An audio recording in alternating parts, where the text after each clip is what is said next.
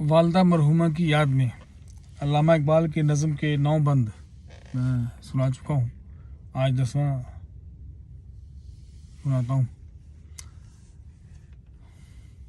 تخمِ گل کی آنکھ زیر خاک بھی بے خواب ہے، کس قدر نشو و نما کے واسطے بےتاب ہے۔ تخمِ گل کی آنکھ پھول کے بیج کی آنکھ زیر خاک بھی بے خواب ہے۔ خاک کے نیچے جب ہم اس کو مٹی میں دبا دیتے ہیں تو وہاں پہ بھی وہ بے خواب ہے، وہ سوتی نہیں ہے، جاگتی رہتی ہے۔ تخمِ گل کی آنکھ زیر خاک بھی بے خواب ہے، کس قدر نشو و نما کے واسطے بےتاب ہے۔ اپنی نشو و نما کے لیے کتنی بے چین ہے، اس کو نیند نہیں آتی، مسلسل جاگتی ہے، مسلسل تگ و دو میں رہتی ہے۔ تخمِ گل کی آنکھ زیر خاک بھی بے خواب ہے، کس قدر نشو و نما کے واسطے بےتاب ہے۔ اور زندگی کا شعلہ اس دانے میں جو مستور ہے، خود نمائی خود فضائی کے لیے مجبور ہے۔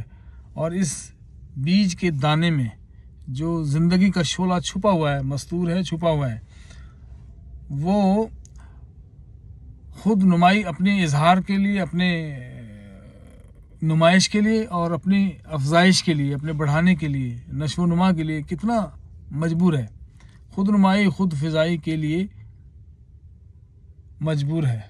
سردی مرقد سے بھی افسردہ ہو سکتا نہیں، خاک میں دب کر بھی اپنا سوز کھو سکتا نہیں۔ مرقد کی یعنی قبر کی سردی سے بھی یہ افسردہ نہیں ہوتا، مرجھاتا نہیں ہے، سست نہیں پڑ جاتا۔ سردی مرقد سے بھی افسردہ ہو سکتا نہیں، اور خاک میں دب کر بھی اپنا سوز کھو سکتا نہیں۔ اپنی تپش، اپنی جلن، اپنی جو قد و کاوش ہے، اس سے دستبردار نہیں ہوتا۔ خاک میں دب کر بھی، زمین میں دبا دیتے ہیں ہم اس کو، لیکن وہاں پر بھی اپنی کوششوں سے دستبردار نہیں ہوتا۔ سردی مرقد سے بھی افسردہ ہو سکتا نہیں، خاک میں دب کر بھی اپنا سوز کھو سکتا نہیں۔ پھول بن کر اپنی تربت سے نکل آتا ہے یہ، پھول بن کر اپنی تربت سے نکل آتا ہے یہ، موت سے گویا قبائے زندگی پاتا ہے یہ پھول بن کے اپنی قبر سے نکل آتا ہے۔ یوں سمجھ لیں جیسے یہ موت سے زندگی کا لباس لے کے آتا ہے، موت سے گویا قبائے زندگی پاتا ہے یہ۔ ہے لحد اس قوت آشفتہ کی شیرازہ بند، لحد قبر اس بکھری ہوئی قوت کی شیرازہ بند ہے، اس کو منظم کر دیتی ہے۔ لحد یعنی قبر اس بکھری ہوئی قوت کو مجتمع کرتی ہے، آرگنائز کرتی ہے، منظم کر دیتی ہے، اور ڈالتی ہے گردن گردوں میں جو اپنی کمند۔ اور پھر یہ وہ قوت اختیار کر لیتی ہے جو آسمان کی گردن میں پھندا ڈال دیتی ہے۔ گردن گردوں میں جو اپنی کمند ڈالتی ہے، گردن گردوں میں جو اپنی کمند ہے، لحد اس قوت آشفتہ کی شیرازہ بند، ڈالتی ہے گردن گردوں میں جو اپنی کمند۔ موت تجدید مذاق زندگی کا نام ہے۔ موت کے کیا ہے؟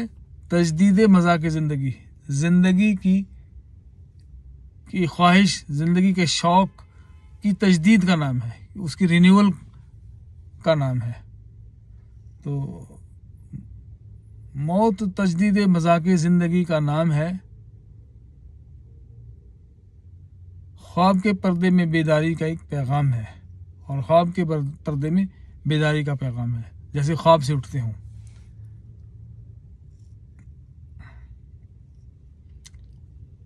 موت تجدید مذاق زندگی کا نام ہے، خواب کے پردے میں بیداری کا ایک پیغام ہے۔ خوگر پرواز کو پرواز میں ڈر کچھ نہیں، موت اس گلشن میں جز سنجیدنے پر کچھ نہیں۔ پرواز کا خوگر، اڑنے کا شوقین، پرواز کا شوق رکھنے والا، تو خوگر پرواز کو پرواز میں ڈر کچھ نہیں، پرواز اڑان بھرنے کا شوق رکھنے والے کو پرواز میں کوئی ڈر نہیں۔ خوگر پرواز کو پرواز میں ڈر کچھ نہیں، موت اس گلشن میں جز سنجیدنے پر کچھ نہیں۔ اور اس گلشن میں موت اس کے علاوہ کچھ نہیں ہے، کس کے علاوہ؟ جز سنجیدنے پر۔ سنجیدنے پر کہتے ہیں پر تولنا، یعنی جیسے اڑان بھرنے کے لیے پرندہ پر تولتا ہے، تو موت گویا پرندے کی پرواز کا پر تولنے کا عمل ہے۔ خو گرے پرواز کو، پرواز میں ڈر کچھ نہیں، موت اس گلشن میں جز سنجیدنے پر کچھ نہیں۔ 10 بند ہو گئے جی۔ اب 11واں شروع کرتے ہیں۔ کہتے ہیں اہل جہاں درد اجل ہے لادوا، زخم فرقت وقت کے مرہم سے پاتا ہے شفا۔ لوگ کہتے ہیں اہل جہاں، جہاں دنیا کے لوگ کہتے ہیں کہ درد اجل، مرنے والوں کا غم، اس کا جو درد، یہ لا دوا ہے، اس کا کوئی علاج نہیں ہے۔ اور زخم فرقت وقت کے مرہم سے پاتا ہے شفا۔ وقت جو ہے وہ اس کے مرہم سے جدائی کا زخم شفا پاتا ہے۔ زخم فرقت وقت کے مرہم سے پاتا ہے شفا، یہ تو لوگ کہتے ہیں، لیکن دل مگر غم مرنے والوں کا جہاں آباد ہے،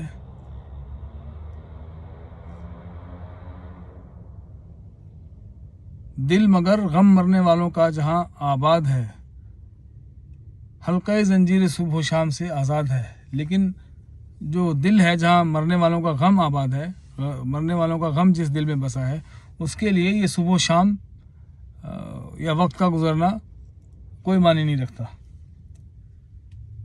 دل مگر غم مرنے والوں کا جہاں آباد ہے،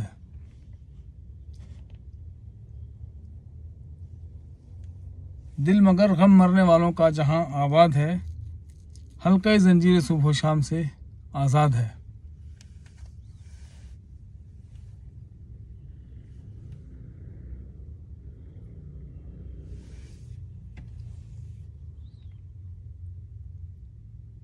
وقت کے افسون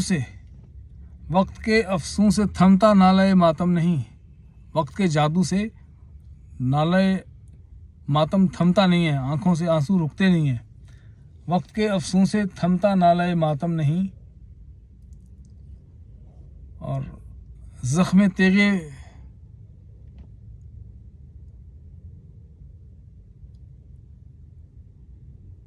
وقت زخم تیغ فرقت کا کوئی مرہم نہیں۔ وقت جو ہے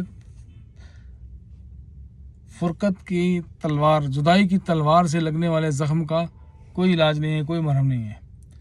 وقت زخم تیغ فرقت کا کوئی مرہم نہیں، یعنی یہ غلط بات مشہور ہے کہ وقت سے مرہم زخم جو ہے بھر جاتے ہیں، تو ایسا کچھ نہیں ہے۔ وقت کے افسون سے تھمتا نالہ ماتم نہیں، اور وقت زخم تیغ فرقت کا کوئی مرہم نہیں۔ اور آتی ہے سر پہ آ جاتی ہے جب کوئی مصیبت ناگہاں، اشک پہم نالہ انسان سے ہوتے ہیں رواں۔ جب اچانک کوئی مصیبت سر پہ آ جاتی ہے تو آنکھوں سے آنسو رواں ہو جاتے ہیں۔ اشک پہم مسلسل آنسو، اشک پہم دیدہ انسان سے ہوتے ہیں رواں۔ ربط ہو جاتا ہے دل کو نالہ و فریاد سے، خون دل بہتا تھا آنکھوں کی سرشک آباد سے۔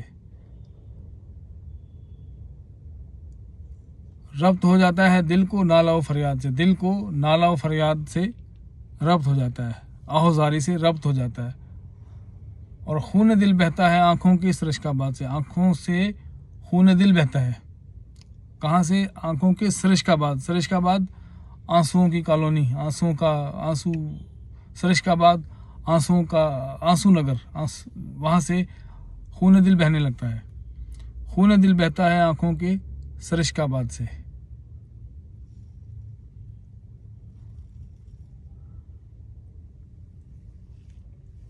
آدمی تاب شکیبائی سے گو محروم ہے، آدمی صبر سے محروم ہے، آدمی تاب شکیبائی سے گو محروم ہے۔ اس کی فطرت میں یہ ایک احساس نامعلوم ہے۔ آدمی کو صبر تو نہیں ہے، لیکن یہ ایک بات ہے جو اس کو ایک اس کی فطرت میں یہ ایک نامعلوم احساس ہے۔ کیا احساس ہے وہ؟ کہ جوہر انسان عدم سے آشنا ہوتا نہیں، آنکھ سے غائب تو ہوتا ہے، فنا ہوتا نہیں۔ انسان کا جو جوہر ہے، انسان کی جو روح ہے، وہ فنا نہیں ہوتی کبھی بھی۔ جوہر انسان عدم سے آشنا ہوتا نہیں، وہ کبھی بھی عدم کا شکار نہیں ہوتی، یعنی وہ بے وجود نہیں ہوتی، کبھی اس کا وجود ختم نہیں ہوتا، فنا نہیں ہوتا۔ جوہر انسان عدم سے آشنا ہوتا نہیں، آنکھ سے غائب تو ہوتا ہے، فنا ہوتا نہیں۔ رخت ہستی خاک غم کی شعلہ افشانی سے ہے. زندگی کا سامان جل کے راکھ ہو جاتا ہے. کس سے؟ غم کے شعلوں سے. غم کی شعلہ افشانی سے رخت ہستی خاک ہو جاتی ہے. زندگی کا ساز و سامان جل جاتا ہے.